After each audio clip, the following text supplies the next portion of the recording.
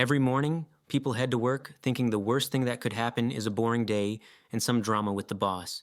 But throughout history, there have been moments when work became literal hell, when systems failed, when hundreds of people died, when a single mistake wiped out an entire city. And the worst part? Almost every single one of these deaths was preventable. Today, we're breaking down 9 of the deadliest workplace disasters in history, ranked from the lowest death toll to the highest. Because each number isn't just a statistic, it's someone's parents, someone's kids, someone's dreams. These are the stories of people who went to work and never came home. Number 9, 53 deaths. Searcy Missile Silo Fire, Arkansas, United States of America, August 9, 1965. An underground missile silo at an American military base. Workers are welding metal in the lower section of the silo. Somewhere, a fire breaks out, caused by faulty welding equipment or negligence. The fire spreads, but here's the problem. This is an underground, essentially sealed facility with limited ventilation. The fire rapidly consumes all the oxygen in the air. 53 workers who were down there couldn't get out fast enough. They remain trapped in that underground chamber, suffocating in thick, hot smoke. They don't die from the flames themselves, they die from asphyxiation. It's the biggest loss of life at an American nuclear weapons facility in history. And it wasn't from a nuclear incident. It was just an ordinary fire in a poorly designed space. After the investigation, they discovered something shocking. No one had planned for an emergency exit in this scenario. The safety systems were designed for normal problems, not for a fire in a sealed underground silo. Number 8, 111 deaths. Centralia Coal Mine Disaster, Illinois, United States of America, March 25th, 1947, a coal mine. An explosion of coal dust. 111 people die in an instant. And here's what's absolutely infuriating. Federal safety inspectors had been in that mine just a week earlier. They looked around. They wrote a report. No immediate danger.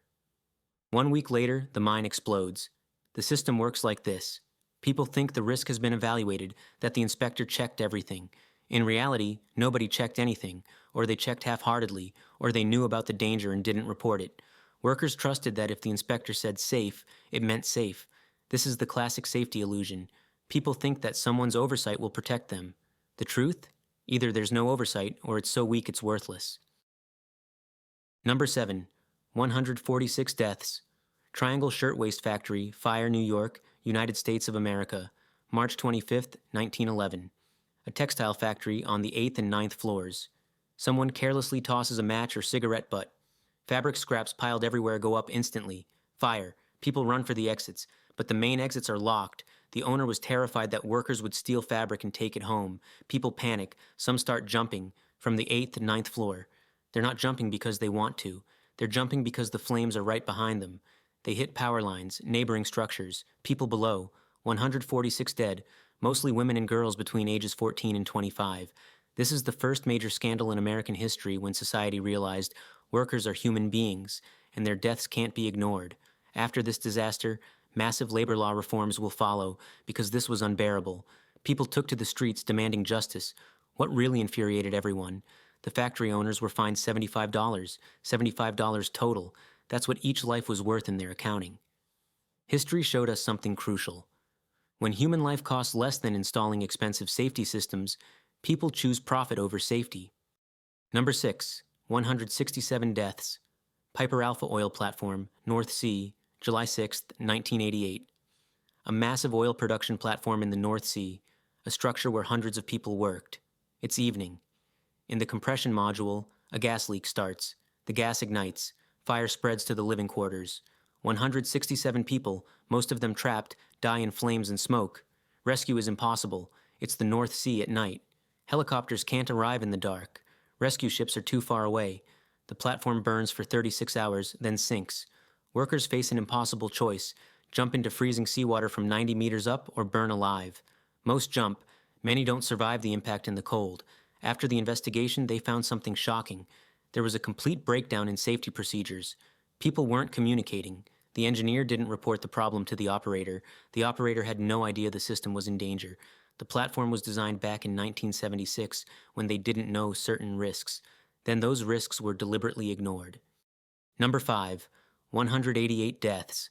Kader Toy Factory Fire, Thailand, May 10th, 1993, a toy manufacturing facility.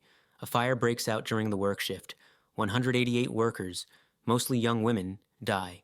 The reason: emergency exits are blocked, windows are barred with metal grates to prevent workers from stealing, and the emergency stairs eventually collapse.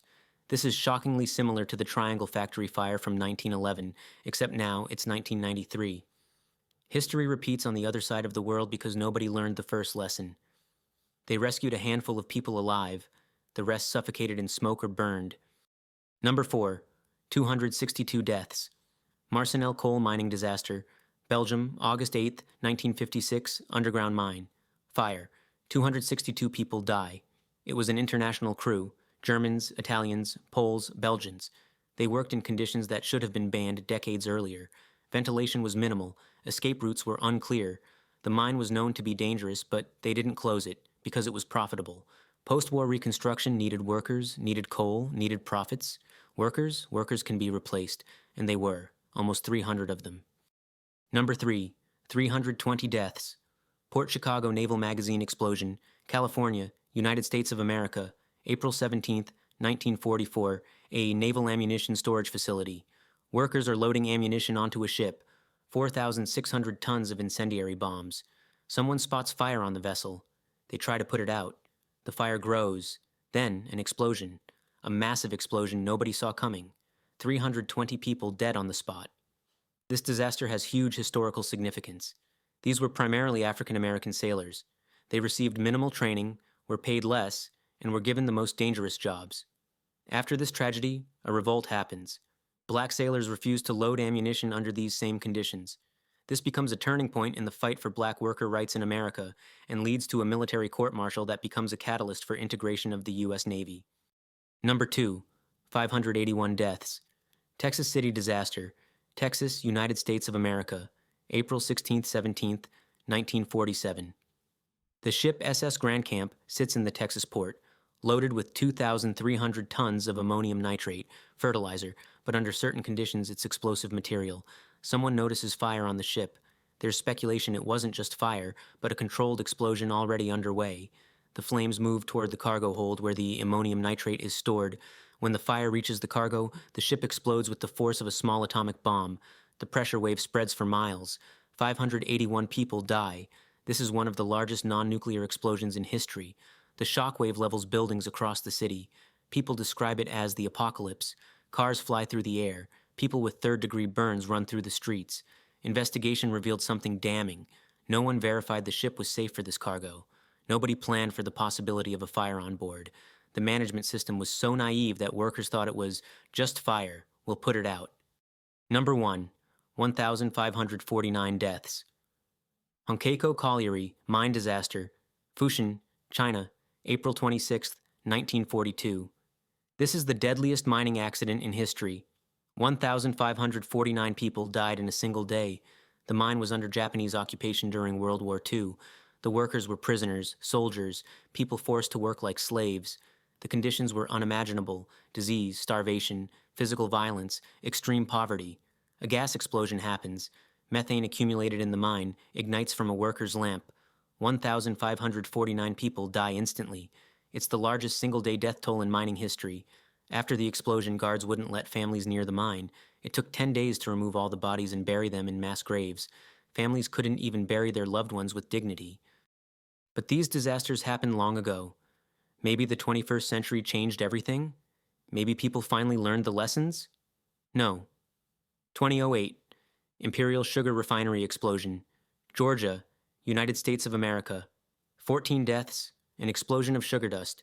14 workers die. It's not the biggest disaster on this list, but it shows how the old patterns keep repeating. Dust that can explode is everywhere, in sugar, in flour, in any powdered substance. And if ventilation is poor, if there's no system to control electrical hazards and sparks, an explosion is guaranteed. 2010, Deepwater Horizon oil rig explosion, Gulf of Mexico. 11 deaths. The BP oil platform in the Gulf of Mexico, April 20th, 2010. Methane leaks from the wellhead and ignites. The platform catches fire. 11 workers die. It's not the largest death toll on this list, but it's the worst environmental disaster in United States history. 4 million barrels of oil spilled into the sea over 87 days. The investigation revealed something infuriating. BP ignored warnings, cut corners on safety. Engineers knew about the risks but weren't listened to. BP was fined $20 billion, a record. But that money didn't bring back the 11 people or millions of dead wildlife. 2013, Rana Plaza building collapse, Bangladesh, 1,134 deaths. This is the deadliest accident in fashion industry history. April 24th, 2013, an 8-story building in Savar near Dhaka collapses. 5 garment factories are inside. A day before, April 23rd, massive cracks were found in the walls. The building was originally designed for office and retail use. Then they renovated it for factories, added 4 more stories without proper engineering. Heavy sewing machines added weight the structure couldn't handle. The ground floor bank closed, but factory owners on the upper floors ordered workers back inside, mostly young women between ages 14 and 25. 3,600 workers. They were terrified, but the bosses gave orders. Police even showed up to convince them to come back to work. The next day, April 24th at 9 in the morning, the building collapsed. 1,134 people die under the rubble. Another 2,500 are injured, many disabled for life. People are trapped under tons of concrete and machinery. Rescue workers dig for days. Sometimes they have to amputate limbs right there under the rubble to save people. This happened in 2013, almost 150 years after the Triangle Factory. And the history repeated itself exactly. Poor young women, locked with no way out, danger ignored, hundreds dead. The only difference, Rana Plaza was even bigger. What connects all these disasters? First, it's always a combination of factors. It's never one mistake killed everyone. It's always bad system plus human error plus lack of oversight plus broken or missing safety systems. Second, the risk was often known beforehand. At Triangle, fires had happened before. At Rana Plaza, the inspectors saw the cracks. Third, there's almost always one factor to blame: money. At Triangle, they locked exits to prevent theft. At Port Chicago, the workers were black, so they didn't get proper training. At Rana Plaza, they forced workers back despite the obvious danger because lost production time means lost profit. And fourth, the system ignores warnings. An inspector writes a report that gets ignored. A worker says something's wrong and nobody listens. Or the chain of command is so broken that people are afraid to report problems because they'll get fired or punished. The present. Nothing has changed all these disasters. From 1911 to 2013, prove one thing: people haven't learned the lesson. Because the lesson isn't about technology or engineering. The lesson is about money, power, and contempt for workers' lives. In 2025, according to the United Nations and the International Labor Organization, approximately 5,500 people die on the job every single day. That's more than 2 million deaths a year. Most of them are preventable. If you work in a dangerous environment, pay attention to safety systems. They're not there as decoration. If someone tells you to disable a safety system for speed or to save money, that's a red flag. If you notice something wrong, report it. Don't wait for someone else to notice. Because history is full of examples of people who waited, and then they died. And if you're an employer or engineer, remember this: every safety system you cut corners on is a potential grave for a worker, and history shows us that society eventually demands justice. The only question is, how many people have to die first? If this video made you think about workplace safety, hit like and subscribe. Tell me in the comments, do you know about other disasters that should be on this list? And do you agree that most accidents aren't natural disasters? They're the result of negligence, profit over safety, and contempt for human life?